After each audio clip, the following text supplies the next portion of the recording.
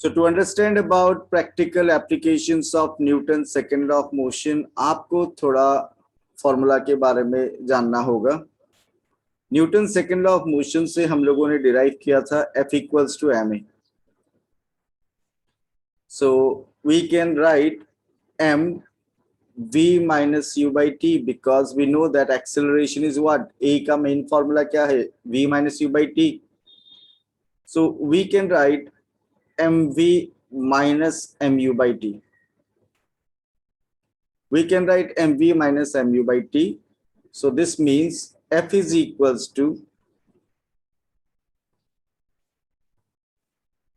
change in momentum. Change in momentum by time. Change in momentum by time. So अभी मैं आपको एक example discuss कर रहा हूं ये समझाने के लिए. This is a body. This is another body. First body, body A, was moving with a velocity of 10 meter per second. Body B was also moving with a velocity of 10 meter per second. Body B was also moving with a velocity of 10 meter per second. A retarding force has been applied. Body का direction of motion ये था जो blue line से मैं दिखा रहा हूं, और रिटार्डिंग फोर्स इस पे अप्लाई किया गया from opposite direction. And what happened? The bodies stopped after some time. First body, it stopped after 5 second. Final velocity हो गया 0. And second body, it stopped after 2 seconds. Final velocity 0. Both the bodies were moving with the same velocity. दोनों का मास हम लोग मान लेते हैं 2 kg.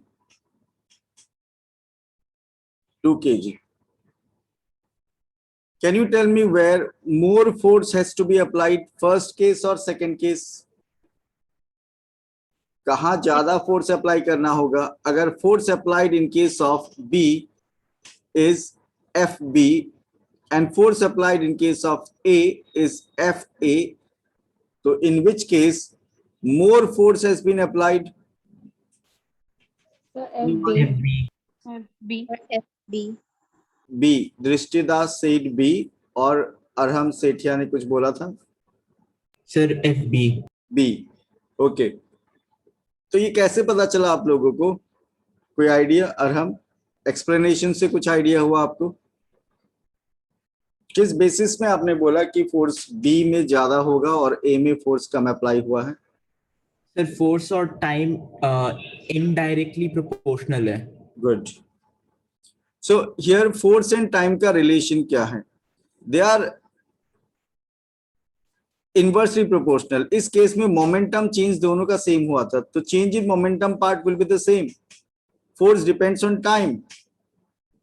सो force और टाइम का रिलेशन इनवर्स रिलेशन. तो यहां हम लोग ये एक चीज लिख सकते हैं, और यही एक्सप्लेनेशन जो मैं दे रहा हूं उसके बेसिस पे ही प्रैक्टिकल एप्लीकेशन है. If the time, you can note it down, if the time for changing momentum of a body is increased,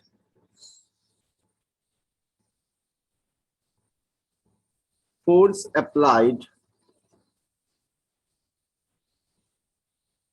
will be decreased. And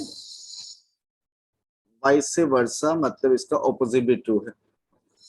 आप अगर टाइम इंक्रीज करोगे तो फोर्स डिक्रीज होगा, अगर टाइम डिक्रीज करोगे तो force increase होगा. So we can say that कम टाइम कहां पे अप्लाई हुआ है? In second case. So we can say that force applied on b is greater than force applied on a. Okay. So only when the mass is same. I considered mass is same क्योंकि मुझे change in momentum वाला factor constant रखना था. Understood? Yes, sir. Okay. So force applied on B is greater than force applied on A. अगर आप किसी एक body के बारे में बात करोगे तो मास तो सेम ही रहेगा. अगर आप किसी एक बॉडी के बारे में बात करोगे mass will remain the same. अगर आप उसका मोमेंटम चेंज करने के लिए ज्यादा टाइम लेते हो then force applied will be क्या? Less. और उसी बॉडी का कम टाइम में मोमेंटम चेंज कर देते हो तो force applied will be More. या फिर More. Force exerted by that object on other body, force exerted by that object on other body will be more if time is less. If time is more, force will be less. तो इसी concept पे हम लोग discuss करने जा रहे हैं practical applications of Newton second law of motion. तो यहाँ जो मैंने एक्सप्लेनेशन किया है आप उसको आराम से नोट डाउन कर लो, फिर एक एक एग्जांपल हम लोग डिस्कस करेंगे. And you just raise your hand to confirm whether you have written or not. Sir will last line में will be decreased and क्या लिखा हुआ है? Vice versa. Okay sir, thank you.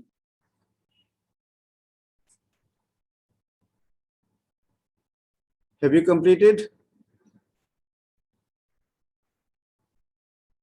So I can discuss these examples here. First one. First point यहाँ पे क्या given है? A cricket player lowers his hands while catching the ball. एक cricket player जब बॉल को catch करते हैं तो कैच करने के बाद, कैच होने के बाद भी हैंड को थोड़ा पीछे लेके आते हैं अपने बॉडी के तरफ. अगर बॉल को कैच करने के बाद बॉडी की तरफ नहीं लाया जाए तो क्या डिफरेंस होगा, और टुवर्ड्स द बॉडी लेके आया जाए तो क्या डिफरेंस होगा. सपोज एक प्लेयर ए और दूसरा player b, they are catching a ball, same ball मतलब मास तो सेम ही रहेगा. एक ने क्या किया, कैच पकड़ने के बाद बॉल को अपना बॉडी की तरफ लेके आया. सो बॉल आ रहा था suppose 20 metre per second speed से. सो इसने क्या किया, बॉल को कैच करके बॉल का वेलोसिटी को 0 यहाँ पे किया. So he has increased the time for changing momentum. लेकिन सेकंड वाले ने क्या किया, हैंड को पीछे मूव नहीं किया. So final velocity is 0 and it becomes 0 instantly. Suppose यहाँ पे टाइम लगा 0.01 सेकेंड और यहाँ पे टाइम लगा 2 seconds. In which case force exerted by ball on hand will be more. Second case. Second case. तो बॉल को कैच करने के बाद थोड़ा हैंड को बॉल के साथ मूव करना चाहिए टुवर्ड्स द बॉडी. सो इससे एडवांटेज क्या होगा, you are increasing what, you are increasing the time for changing momentum, and you know that if you increase the time for changing momentum, force exerted will be more or less. Less. तो आपके hand में injury नहीं होगा, catch पकड़ना easy होगा. Okay. So a cricket player lowers his hand while catching the ball. We know the formula F equals to mv minus mu by t. तो force और time का क्या रिलेशन है, इनवर्स रिलेशन. अगर momentum change constant होगा तो force और time का रिलेशन कैसा है, inverse relation. The more is the time for changing momentum, less will be the force applied. So if a player does not lower his hands while catching the ball, the time to stop the ball is very small. अगर hand को lower नहीं किया, towards the body move नहीं किया, so a large force has to be applied to reduce the velocity of the ball to 0 or to change the momentum of the ball. तो player को भी ज्यादा force apply करना होगा, किसको, ball को रोकने के लिए. साथ ही साथ ball will also exert force, Newton का third law, to every action there is equal and opposite reaction. तो आपके हैंड में भी उतना ही ज्यादा फोर्स एक्सर्ट होगा by the ball. When player lowers his hands, the time to stop the ball is increased. Hence less force has to be applied to cause the same change in momentum of the ball. तो अगर आप time increase कर देते हो bye lowering the hand, by moving the hand towards the body, that means आपने क्या किया, force exert जो किया बॉल ने आपका हैंड पे, उसको कम कर दिया. Therefore the hands of the player are not injured. Have you understood कि क्रिकेट बॉल को कैच करते वक्त कैच करने के साथ साथ अपना बॉडी की तरफ हैंड को बॉल के साथ मूव करना चाहिए, and that helps in what? Easy catching of the ball without injury. Have you understood this one? Yes, sir. Yes, sir. समझ में आ गया? Yes, sir. Okay. Now एक और रीजनिंग है, जैसा 4 एग्जांपल हम लोग डिस्कस करेंगे आज. In the second one यहाँ पे क्या गिवन है देखो आप. Just wait.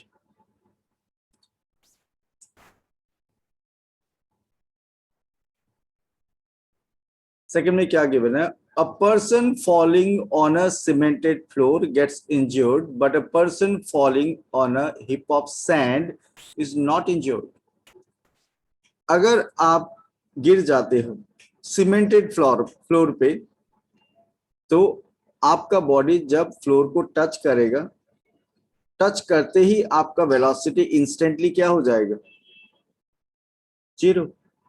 आप किसी वेलोसिटी से नीचे गिर रहे हो, ओके, और इंस्टेंटली आपका वेलोसिटी क्या हो गया, 0.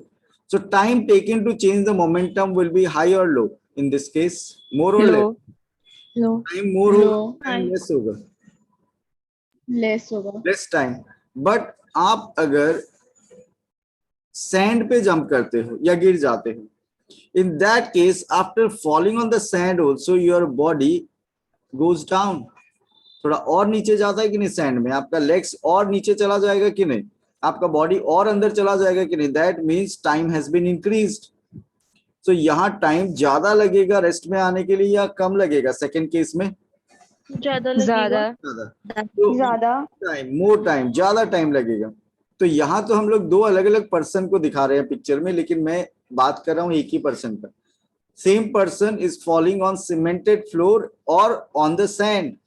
सैंड का केस में मोमेंटम चेंज होने में टाइम ज्यादा होने से फोर्स मोर और less, More. More time, Sir, less force. Less force, and less time, More More force. more force. So just look at the explanation here. When a person falls on a cemented floor, the rate of change of momentum is very large. Rate of change of momentum मतलब समझ में आ गया, mv minus mu by t. अगर t कम होगा तो ये result ज्यादा होगा कि नहीं. फोर्स का मतलब क्या होता है, force is what, mv minus mu by t. अगर आप t को कम करोगे तो ये ज्यादा होगा या कम होगा ये रिजल्ट? ज्यादा होगा. If you decrease time, rate of change of momentum will increase or decrease? If you decrease time, rate of change of momentum will increase or decrease? Increase. Increase. So rate of change of momentum force ही होता है. The rate of change of momentum is very large, and because the person is abruptly stopped or instantly stopped, that is stopped in a very small interval of time. Hence the person gets injured due to the application of large force on his body due to the floor. आया समझ में? Floor पे वो person force exert करेगा तो floor भी person पे force exert करेगा, तो वो फोर्स इक्वल होगा according to Newton's third law of motion, that we will discuss today.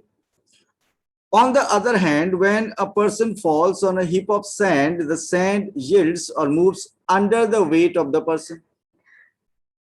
As a result of this, the person comes to rest in a longer period of time. So the change in momentum takes place in longer interval of time. Momentum change होने में ज्यादा time लग गया, तो momentum change होने में time ज्यादा लगने का मतलब rate of change of momentum will be more or less? Less. ज्यादा लग गया मतलब rate of change of momentum will be less. Hence, small force is exerted on the body of the person when he falls on a heap of sand. Therefore, he does not get injured. Have you understood?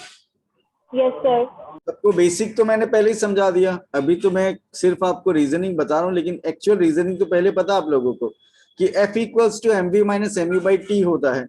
If we increase the time for changing momentum, force will be Less. decrease. तो force को कमाना है आपको तो आपको momentum change का time को बढ़ाना होगा, वो आप अलग अलग वे से इंक्रीज कर सकते हो। नाउ अनदर एग्जांपल, वही बात है इसमें भी। Our hand hurts more when we hit the wall than when we hit sponge seat of a car. अब कहाँ पंच करने से इंजरी ज्यादा होने का चांस है, आपको लगने का चांस ज्यादा है या लग सकता है? वॉल पे पंचिंग करने से या एक सॉफ्ट सरफेस पे जैसे कार का सीट होता है या पंचिंग बैग है, वो भी उतना हार्ड नहीं होता। तो कहाँ पे इंजरी हो? वॉल पे। वॉल पे। वॉल पे। वह अब वॉल पे इंजरी होने का क्या रीजन है? आप अपना हैंड को कुछ वेलोसिटी से वॉल की तरफ ले जाओगे, जैसे ही वॉल पे मारोगे वेलोसिटी क्या हो जाएगा? Instantly zero. इंस्टेंटली जीरो, मतलब मैं मान लेता हूँ 0.001 सेकेंड में हुआ। लेकिन आप जब पंचिंग बैग या सॉफ्ट सरफेस में पंच करते हो, इन दैट केस क्या होता है, ये सॉफ्ट सरफेस थोड़ा डिप्रेस हो जाता है। तो आप जो फोर्स अप्लाई कर रहे हो, ठीक है, उसके वजह से मोमेंटम चेंज जो हो रहा है उसके लिए टाइम क्या होगा? आपका हैंड का जो वेलोसिटी है, जिस वेलोसिटी से आप हैंड को लेके आ रहे हो इधर, वो चेंज होने में टाइम थोड़ा ज्यादा लगेगा कि नहीं? उसका वेलोसिटी जीरो होने में टाइम ज्यादा लगेगा कि नहीं? थोड़ा ही ज्यादा लगो, फर्क पड़ता है उससे। यहाँ पे टाइम सपोज लग रहा है 0.01 सेकेंड, तो थोड़ा तो टाइम ज्यादा है। इतना टाइम ज्यादा फोर्स को क्या करेगा? 10 टाइम्स कम कर देगा। Have you understood? Yes, sir. So force आपको अगर कम करना है, कॉन्सेप्ट समझ में आ गया, तो आपको क्या करना है, क्या करना होगा? Increase the time. Increase the Time time for increase what? करना टाइम फॉर पड़ेगा। What? Time for Change of Changing momentum. changing momentum. Time for changing momentum. Our hand hurts more when we hit the wall than when we hit a sponge seat of a car. So when we hit the wall with our hand, okay, our hand comes to rest in small interval of time. So large change in momentum of our hand takes place in small interval of time. Momentum ज्यादा change होता है लेकिन कम time में हुआ है। कम time में होने से तो क्या फोर्स ज्यादा हो जाएगा, hence large force is exerted on our hand. On the other hand, when we hit sponge seat of a car, spongy seat को अगर हम लोग हिट करते हैं, the seat yields, से वो सीट क्या होगा, सीट का सरफेस आपका पंचिंग की वजह से थोड़ा डिप्रेस हो जाएगा, थोड़ा अंदर चला जाएगा। सो आपका हैंड को रेस्ट पोजीशन आने में थोड़ा टाइम ज्यादा लग जाएगा। And the hand comes to rest after long interval of time, comparatively बहुत लॉन्ग भी नहीं। So change in momentum of the hand takes place in large interval of time. Momentum change होने में टाइम ज्यादा लग गया, इसलिए less force is exerted on our hand. Force ज्यादा होगा या कम होगा? फोर्स ज्यादा होगा या कम होगा अगर आप पंच करते हो सॉफ्ट सरफेस में? Less. कम होगा। Now another one, this is the last example that we are going to discuss about Newton's second law of motion का practical example. When a karate player strikes the pile of tiles, या फिर यहाँ पे wooden block दिया हुआ है, with his hand, he does so fast as possible. Karate player का hand का मूवमेंट जितना फास्ट होता है, नॉर्मल पर्सन का उतना फास्ट नहीं होता है। वो लोग ट्रेंड होता है उस पर्पस के लिए। उनका हैंड का मूवमेंट इतना फास्ट कि एयर से अगर मूव करे तो एक तरह का साउंड भी निकलता है, देखा होगा आप लोगों ने या मूवीज वगैरह में देखा होगा। In other word, the time taken to strike the pile of tile is very small. इतना फास्ट मूवमेंट होगा हैंड का कि जो टाइम है, time of contact, time of application of force will be less. Time कम हो गया, time कम हो गया और कम टाइम में हैंड का मोमेंटम चेंज हो जाएगा। हैंड बहुत ज्यादा स्पीड से आएगा उन लोगों का। उनका हैंड, आप अगर सपोज उनका हैंड का मैं बात करता हूँ 20 मीटर पर सेकंड से आ रहा है और फाइनल वेलोसिटी 0 हो गया, उसमें भी टाइम कम लग रहा है। और आप तो 20 से नहीं आ रहे हो, आप 30 मीटर पर सेकंड से आ रहे हो सपोज, और आपका हैंड का स्ट्राइक करने के बाद मोमेंटम चेंज होने में टाइम ज्यादा लगेगा। टाइम ज्यादा लगेगा कम लगेगा? आप जब फोर्स अप्लाई करोगे तो उस वक्त टाइम ज्यादा लगेगा, मोर टाइम। तो कौन ज्यादा फोर्स अप्लाई कर पाएगा वुडन ब्लॉक पे या टाइल्स पे? कराटे प्लेयर और यू? कराटे प्लेयर तो आपका भी हो सकता है स्पीड, लेकिन कराटे प्लेयर ने क्या किया, कम टाइम में ही अपना मोमेंटम चेंज करवा लिए, और टाइम अगर कम लगेगा मोमेंटम चेंज करने में तो force exerted will be more. So as the momentum of the hand of the karate player reduces to zero when his hand strikes the pile of the tile in very small interval of time, therefore a very large force is exerted. Come time लिया इसलिए force ज्यादा हो गया on the pile of the tiles, and this force is enough to break the pile of tiles. वो तो depend करता है calculation, कितना स्पीड से क्या लेना है, क्या चीज आप ब्रेक कर रहे हो, इन सब फैक्टर पर भी डिपेंड करता है. तो हम लोगों ने इस डिस्कशन से क्या सीखा कि if we increase the time for changing momentum, if we increase the time for changing momentum, then force will be decreased. And if we decrease the time, then force will be increased. आपको अगर wooden block तोड़ना है हाथ से, तो उस case में आप टाइम बढ़ाना चाहोगे मोमेंटम चेंज का, या कम करना चाहोगे? कम करना चाहिए. कम करना चाहोगे. आप चाहोगे maximum force should be applied. Now Newton's third law of motion. लेकिन आप में से कौन न्यूटन का सेकंड लॉ ऑफ मोशन का स्टेटमेंट मुझे बता पाएगा? Any one of you? किसी में लास्ट क्लास का ही डिस्कशन है, आप लोग घर में पढ़े होंगे. न्यूटन का सेकंड लॉ का स्टेटमेंट आप में से जो भी बता सकता है माइक ऑन करके बोल सकते हैं. Any one of you? Newton's second law of motion, वो स्टेटमेंट अगर जब तक आप नहीं बोलोगे तब तक हम लोग थर्ड लॉ डिस्कशन नहीं करने वाले. So are you ready? Anyone?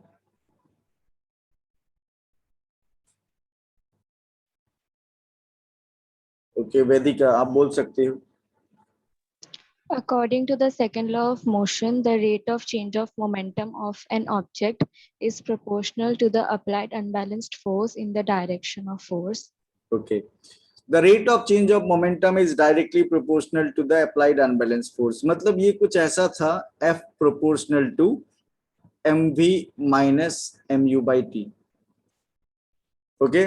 The rate of change of momentum is directly proportional to the applied unbalanced force. और वो rate of change of momentum किस तरफ होगा? Along the direction of force. जिस तरफ force का direction, उस तरफ momentum change का direction. लेकिन न्यूटन का थर्ड लॉ आपको क्या समझाता है? To every action there is equal and opposite reaction. आपने क्या किया, एक वॉल, इस वॉल पे आपने एक टेनिस बॉल को थ्रो किया. जब आप वॉल पे टेनिस बॉल को थ्रो करते हो, the ball is applying force on the wall, let this be F1. लेकिन बॉल आपको पता है बाउंस बैक हो जाता है, तो इसका मतलब the wall is also applying force on the ball, let this be F2. And according to Newton's third law of motion, F1 is always equals to F2. लेकिन F1 is equals to minus F2 लिखा जाता है. कोई मुझे बताएगा minus sign क्यों? Any one of you? Sir, क्योंकि वो retarding force है. opposite direction. Opposite direction. F1 को अगर हम लोग एक्शन लेते हैं, F1 if it is considered to be action, F2 can be considered what? Reaction. And according to Newton's third law of motion, action and reaction force, they are Equal. Okay. And opposite reaction. Action reaction are equal in magnitude but opposite in direction. But एक चीज और जान लो, they act on two different bodies. तो आपको मैं अगर पूछता हूँ, जो एग्जाम्पल मैंने दिया उसमें एक्शन किस पे हो रहा है? वॉल. रिएक्शन किस पे? Wall. So action or reaction same body पे होता है और on two different bodies? Different body. Different bodies. It is a common observation that when a body A exerts some force on another body B, then body B also exerts some force on body A. और ये चीज हम लोग समझने का कोशिश करेंगे कुछ एग्जाम्पल से. Newton third law of motion का स्टेटमेंट आप देख लो, to every action there is equal and opposite reaction. Okay. And action and reaction act on two different bodies. ये आप साथ में ऐड कर देना. Okay. Action and reaction act on two different bodies. तो अभी हम लोग डिस्कस करने वाले एग्जाम्पल्स और रीजनिंग क्वेश्चंस आते हैं एग्जाम में इससे related. So first one, here it is given, when a player kicks a football, the football moves forward. When a player kicks a football, the football moves forward and the foot of the player moves backward. तो football को जब आप kick करोगे, you are applying force on football. Application of force on football is what? Action or reaction? Action. Action. तो आपको तो Newton का third law पता है, बॉल भी लेग्स पे क्या अप्लाई करेगा? Reaction. रिएक्शन. ऐसे नॉर्मली देखने से हम लोग को पता नहीं चलता, लेकिन अल्ट्रा सुपर स्लो अगर कैमरा हो जो कैच कर सके इस मूवमेंट को, तो वहां हम लोग को पता चल जाएगा कि जब बॉल को किक किया गया था तो बॉल किधर चला गया? आगे, लेकिन लेग भी थोड़ा पीछे आता है because of reaction force. Okay, so when a player kicks a football, the football moves forward and the foot of the player moves backward, and the force with which the football is kicked by the foot of the player is known as action. जिस force से football को kick किया गया, that is action, and due to this action force, football moves forward. But we know that on the other hand, the force exerted by football on the foot of the player is what? Reaction. Reaction. And due to this reaction force, the foot of the player moves backward. Sir हाँ. Sir जब हम लोग suppose अपना hand को wall की तरफ fit करते हैं, तब क्या रिएक्शन फोर्स रहता है? So force applied by your hand to the wall is action, and force applied by wall to your hand is reaction. इसलिए आपको इंजरी होता है. आए समझ में? माही, have you understood? Sir but अगर इंजरी नहीं हुआ तो? इंजरी नहीं हुआ तो भी आपको तो फोर्स तो फील होगा ही. आप जितना धीरे वॉल को मारोगे, वॉल भी आपको उतना ही धीरे मारेगा ना. समझ में आया? आप जितना जोर से पुश करोगे उतना ज्यादा आपको फील होगा. Okay sir, thank you sir. That means action and reaction are equal. तो आपका एक्शन अगर कम होगा तो रिएक्शन भी कम होगा, एक्शन अगर ज्यादा होगा तो रिएक्शन भी ज्यादा होगा. Now second example, in the game of football, sometimes we, while looking at the football and trying to kick it with a greater force, collide with the player of opposite team. ऐसा बहुत बार होता है sports में कि दो player भागते भागते एक दूसरा से टकरा जाए. तो क्या एक को ही लगता है या दोनों को ही लगता है इंजरी? क्या एक को ही होती है या दोनों को? दोनों को. दोनों को ही होता है. एक को कम, एक को ज्यादा हो सकता है, डिपेंडिंग ऑन द पार्ट. किसी का अगर सॉफ्ट पार्ट पे लगा है तो इंजरी ज्यादा होगा, किसी का एकदम टफ मसल में लगा है तो इंजरी कम होगा. Both feel hurt because each applies a force to other. In other word, there is a pair of what forces. कौन सा पेयर ऑफ फोर्सेस बता सकते हो आप? Opposite. Action reaction. Action reaction, and not just one force. The two opposing forces are known as action and reaction forces. So दोनों का injury होने का रीजन क्या है? Wherever there is action, there will be what? Reaction. अब हम लोग discuss कर रहे हैं एक एक्टिविटी जो आपका सिलेबस में डिस्कस किया हुआ है, to make you understand about Newton's third law of motion. Already law आप जानते हो, तो मैं इस डायग्राम से आपको डायरेक्टली समझा देता हूं क्या हुआ है यहाँ पे. इस एक्टिविटी को करने के लिए you need to spring balances. Do you know what is the use of spring balance? Anyone? Sir to measure weight. To measure weight. और आप ये जान लो वेट क्या होता है. Weight is the force with which a body is attracted towards the centre of the earth. Weight force ही होता है. तो इसका मतलब spring balance can be used to determine what? Force. तो यहाँ क्या किया गया? दो स्प्रिंग बैलेंस लिया गया, A and B, these two spring balances. और आप देख सकते हो एक स्प्रिंग बैलेंस को फिक्स कर दिया किसके साथ? वॉल के साथ. इसका हुक को फिक्स कर दी, and the free end is entangled with the free end of the other spring balance. और दूसरा स्प्रिंग बैलेंस को हम लोग क्या कर रहे हैं? We are pulling the other one, spring balance A. When we pull spring balance A, we are applying force on A, and that force is applied on B. मतलब force is applied by A on B. Similarly, force is also applied by B on A. B on A. Force is applied by A on B is along this direction, and force is applied by B on A, it will be along this direction. तो दोनों spring balances पे force apply हो रहा, पता कैसे चलेगा?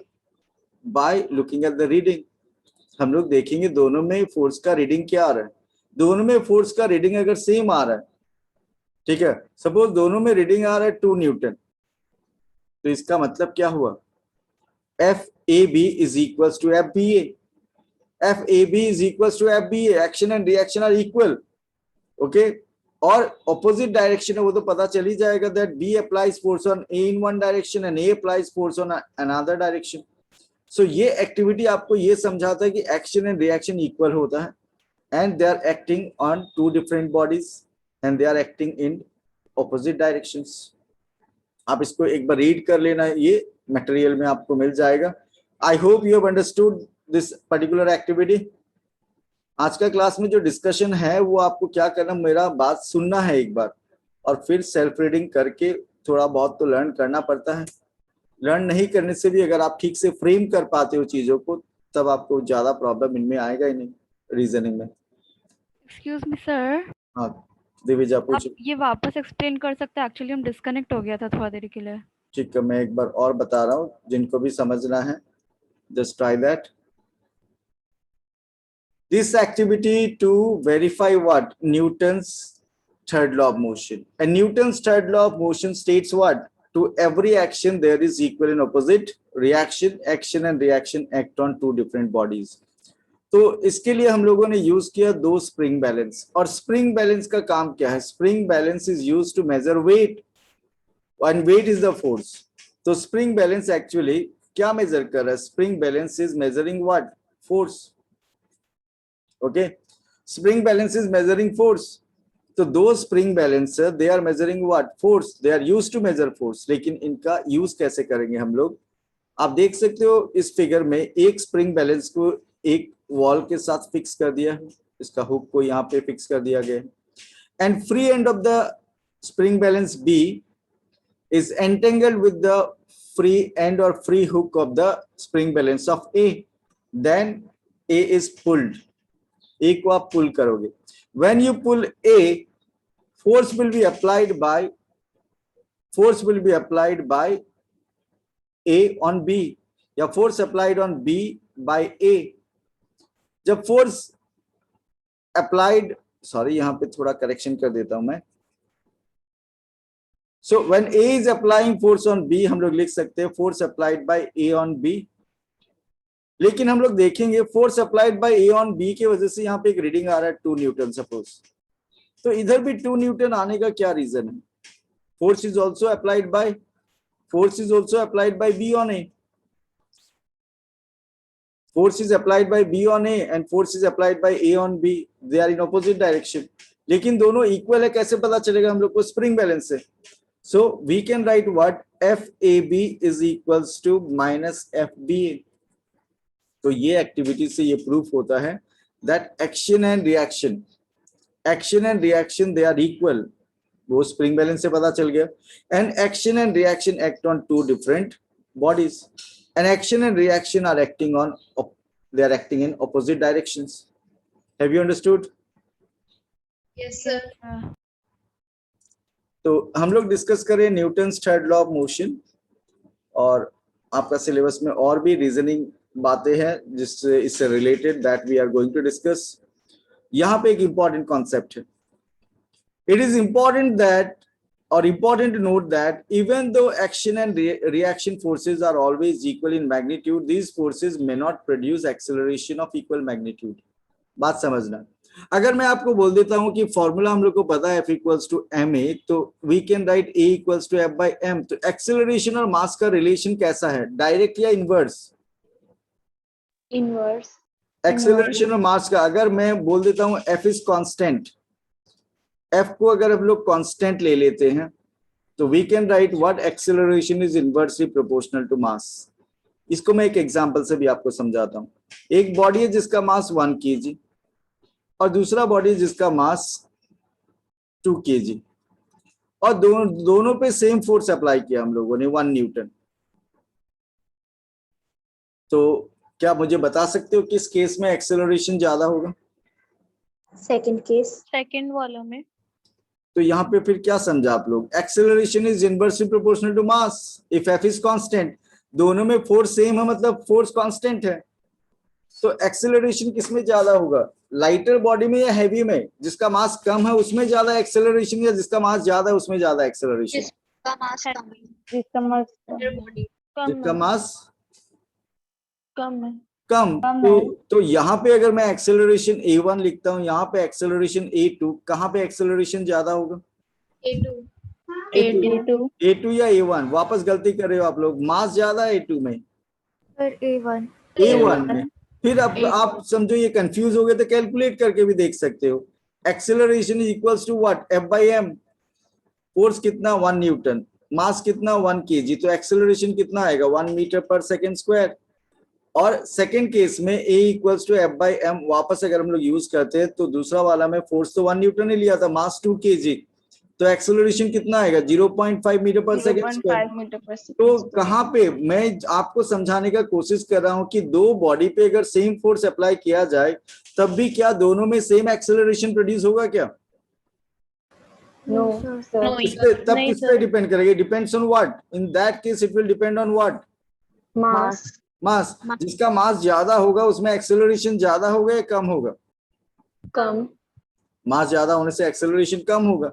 सो ये concept ही आगे काम आएगा अभी नेक्स्ट बात समझने के लिए। Have you understood this part?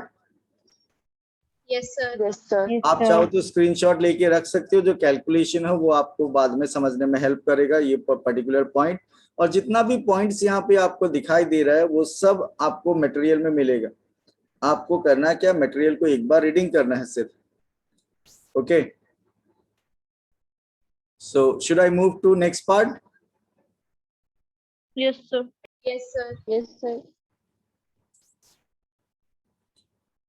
Now look at here, जो बात मैंने अभी आपको समझाया था उसी का यहाँ पे एक और रिलेटेड एक्सप्लेनेशन है। If I allow a body to fall freely, आपको पता है it falls with constant acceleration, जिसको हम लोग बोलते हैं एक्सेलरेशन ड्यू टू ग्रेविटी, जिसका वैल्यू हम लोग लेते हैं 9.8 metre per second square SI system में। If I allow a body to fall freely, it is attracted by the earth, and this falling body is also attracting the earth. Newton का third law तो यही बताता है हम लोग को, जहां एक्शन होगा वहां रिएक्शन होगा। अगर इस बॉल को अर्थ अट्रैक्ट कर रहा है तो अर्थ को ये बॉल अट्रैक्ट करेगा कि नहीं? हाँ सर। करेगा। लेकिन कभी आपने ऐसा देखा कि आपके हाथ से आपने एक टेनिस बॉल को गिराया है, फ्री फॉल में नीचे आने दिया है, टेनिस बॉल ही नीचे जाता है, कभी अर्थ को ऊपर आते देखा आपने? नहीं सर। क्या ऐसा फील किया है? नो सर नहीं ना। नहीं सर। तो ये अर्थ ऊपर क्यों नहीं आता जब फोर्स इक्वल है? तो F1 is equal to F2 minus So mass is more. Mass ज्यादा है बहुत ज्यादा। अर्थ का मास इतना ज्यादा है कि एक्सेलरेशन नेग्लिजिबल होगा, जो हम लोग को पता ही नहीं चलेगा। Have you understood? Yes sir. Okay, yes sir. so I hope you've understood this part। फिर भी मैं एक बार रीड कर देता हूँ। When a ball falls towards the earth exerts a force F1 on the ball to attract the ball towards its center। तो उस ball पे अर्थ कितना फोर्स अप्लाई कर रहा है, F1। On the other hand, the ball exerts force F2 on the earth to move the earth upward। Ball भी अपना इज्जत मेंटेन करके रखा है, वो बॉल भी कोशिश कर रहा है किसको ऊपर लाने का, अर्थ को। These two forces are equal in magnitude and opposite in direction, okay, as these are action reaction pair। The upward acceleration of the earth is not noticed because the mass of the earth is very large and hence its acceleration is very, very small, because we know that acceleration is inversely proportional to mass. Under what condition? Acceleration is inversely proportional to mass under what condition? क्या condition था? F is constant when the force is constant Force is constant। So from this example we conclude whenever two bodies have influence on each other, they exert equal and opposite forces on each other. Out of these two forces, one is known as action, other is known as what? Reaction। And these action and reaction, will they produce same acceleration on the two bodies if they have different mass? No sir अगर mass ज्यादा हुआ तो acceleration कम होगा और मास कम हुआ तो acceleration ज्यादा होगा ज्यादा होगा। न्यूटन का थर्ड लॉ बता दो आप में से कोई भी एक जन, पूरा statement proper, any one of you. Newton's third law of motion। To every action there is equal and opposite reaction। To every action there is an equal and opposite reaction. Action and reaction act on two different Two bodies. different bodies. ये बात याद रखना, action and reaction act on two different bodies. तो अभी हम लोग कुछ और एग्जांपल, बहुत इजी है, आपको कोई प्रॉब्लम समझने में होगा नहीं मुझे लगता है। Focus on these examples. A ball rebounds after striking against a floor. पता ही आपको, एक बॉल को अगर आप फ्री फॉल फ्लोर की तरफ गिरा देते हो तो वो रीबाउंड करती है कि नहीं बॉल? हाँ सर। तो बॉल इज एक्टिंग और applying force on the floor. Floor is applying force on the ball. When ball strikes against a floor, it exerts an equal and opposite force. N होगा इधर, an equal and opposite force known as action on the floor. And according to Newton's third law of motion, the floor exerts equal and opposite force known as what? Reaction. तो थोड़ा यहाँ अगर sentence correction करने का जरूरत है। When a ball strikes against a floor, it exerts what? A force, and that force is known as what? Action. And according to Newton's third law of motion, the floor exerts equal and opposite force known as what? Reaction on the ball. And due to this reaction force क्या होगा? Ball rebounds. Ball rebounds. सोचो आपका चलने में भी Newton का third law apply करते हो आप। While walking also we apply Newton's third law of motion. कैसे? वॉक करते वक्त we push the ground. जब हम लोग ग्राउंड को पुश करते हैं तो pushing the ground will be what? Action or reaction? Action. Action. And ground will push your body. That is what? Reaction. Reaction. So when a person walks on the ground, he pushes the ground with his foot in the backward direction by pressing the ground. This push is known as action. तो आपने action generate किया, and according to Newton's third law of motion, equal and opposite reaction acts on the foot of the person by the ground. And this reaction force of the ground on the person, okay, that pushes him forward is known as what? कौन सा force है ये जो person को push करती है? Reaction force. और आपको पता है action reaction क्या? Equal. They act on two different bodies. Swimming करते वक्त भी क्या अप्लाई हो रहा है? न्यूटन का थर्ड लॉ। आप देख सकते हो यहाँ पे जो स्विमर है, he is pushing the water backward. पानी को अगर पीछे की तरफ पुश करोगे तो बॉडी मूव करेगा किधर? फॉरवर्ड। तो while swimming, a swimmer pushes the water backward with his hand. He applies force in the backward direction, which is known as what? Action. Swimmer को एक्शन जनरेट करना होता है, उससे रिएक्शन अपने आप जनरेट होता है। The reaction offered by the water to the swimmer pushes him forward. समझ में आ गया?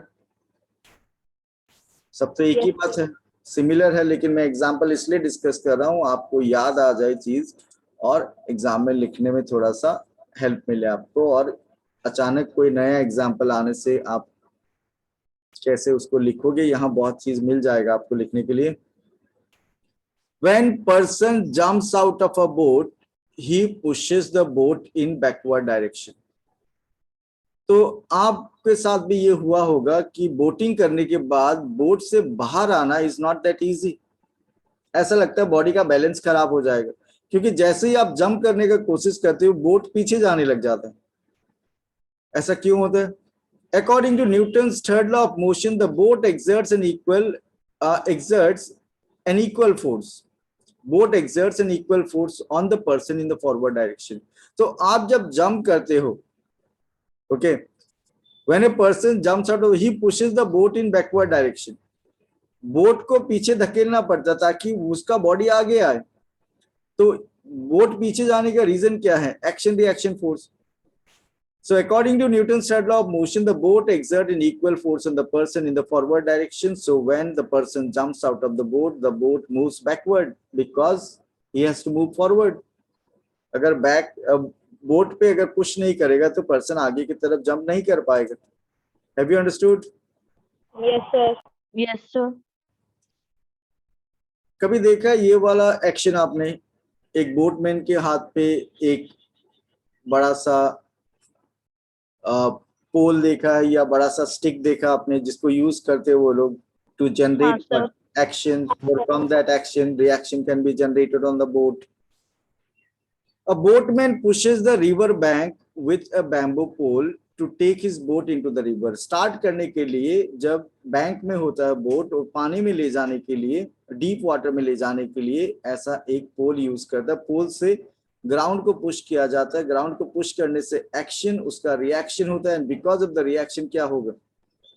एक्शन एक्चुअली इधर अप्लाई किया जाता है, उसका रिएक्शन होगा. And because of the reaction the boat will move into the water. और पानी के अंदर भी आप देखा होगा आपने, बोटिंग करने के लिए प्लैंक यूज किया जाता है. उसे वाटर को बैकवर्ड पुश करने से बोट आगे की तरफ जाते रहते हैं. जो मशीन बोट नहीं है, हम रोइंग बोट है, उनके बारे में बात कर रहा हूँ. When the boatman pushes the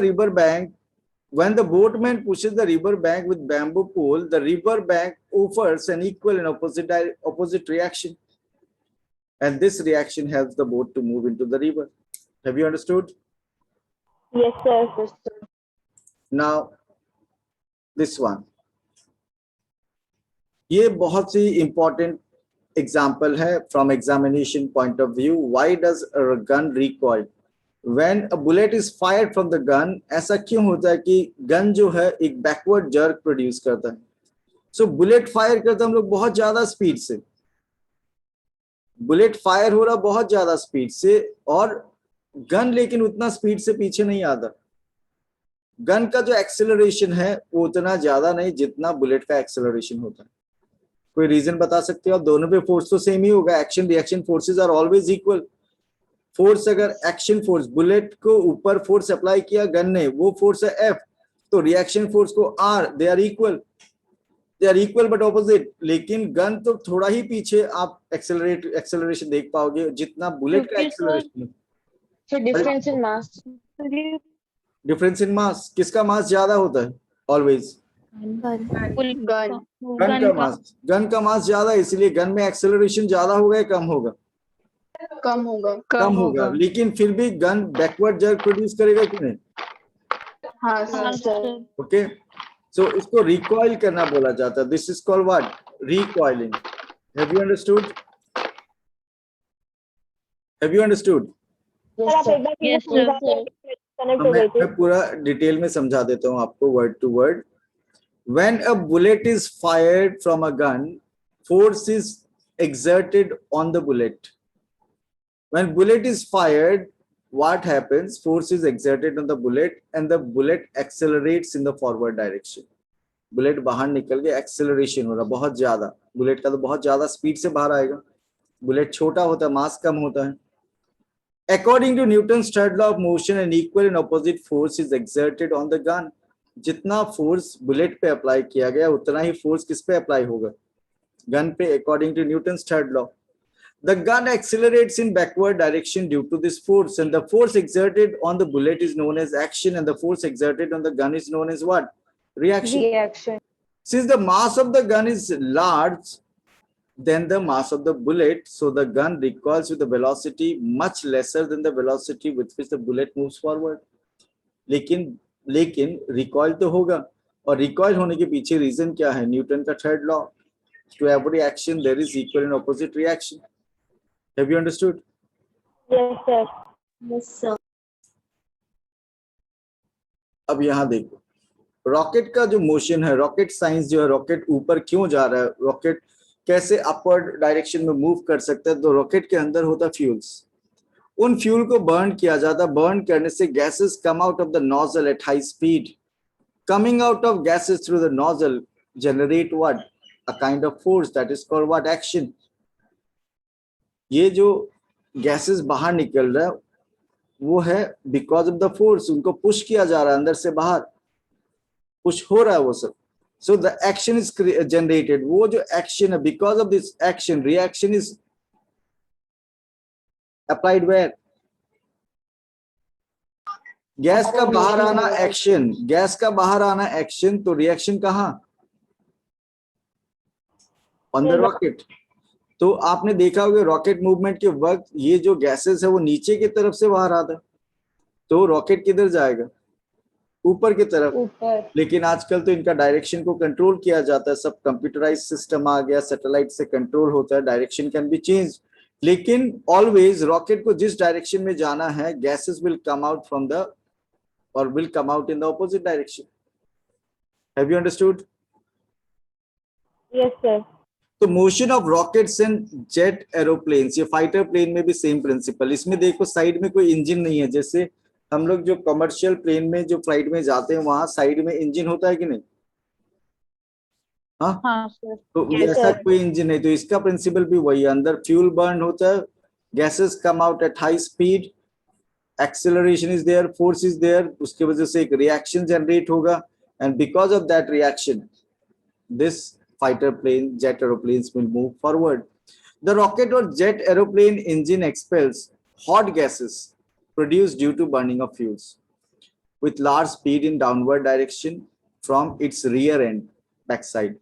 According to Newton's third law of motion, equal and opposite reaction acting on the rocket in the upward direction as shown in the figure. So, क्या है?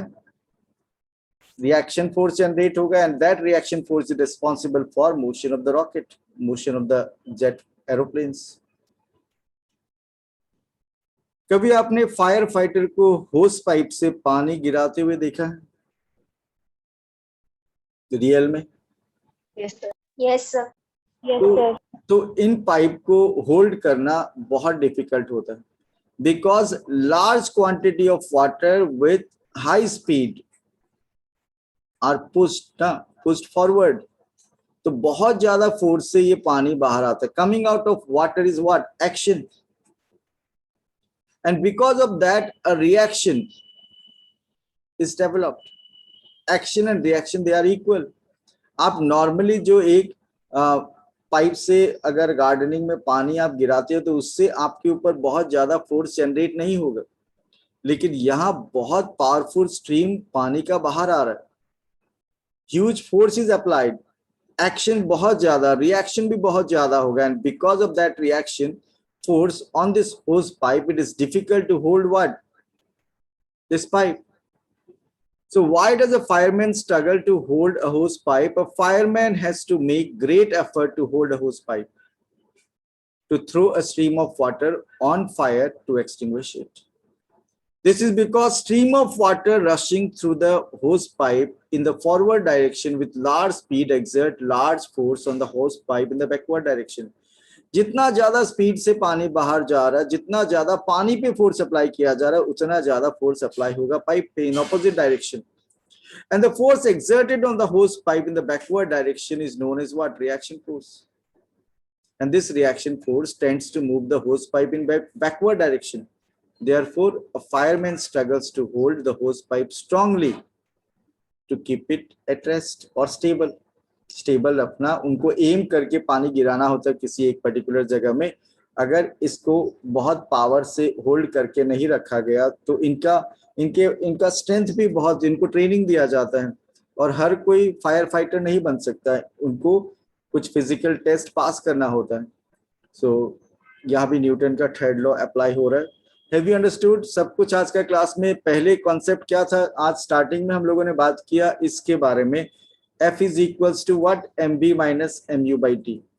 और उसके बाद हम लोगों ने न्यूटन का third law के बारे में बात किया, F1 is equals to minus F2. Okay, अब नेक्स्ट क्लास क्या होगा उसका एक लिंक मैं भेजूंगा. आप लोग एडवांस में उसको अगर देख के रखोगे ना तो आपको बहुत बेनिफिट मिलेगा. और वो टॉपिक जो है स्टूडेंट्स को बहुत ज्यादा प्रॉब्लम होता है. अब तक हर साल मैंने जब पढ़ाया तो वो जो law of conservation of momentum है वहाँ मेजोरिटी को प्रॉब्लम होता है. तो आप इस साल आपके पास फायदा है, एक बार आप उस वीडियो को पूरा देख लेना और फिर क्लास अटेंड करना, आपको अच्छा लगेगा, समझ में भी ज्यादा आएगा.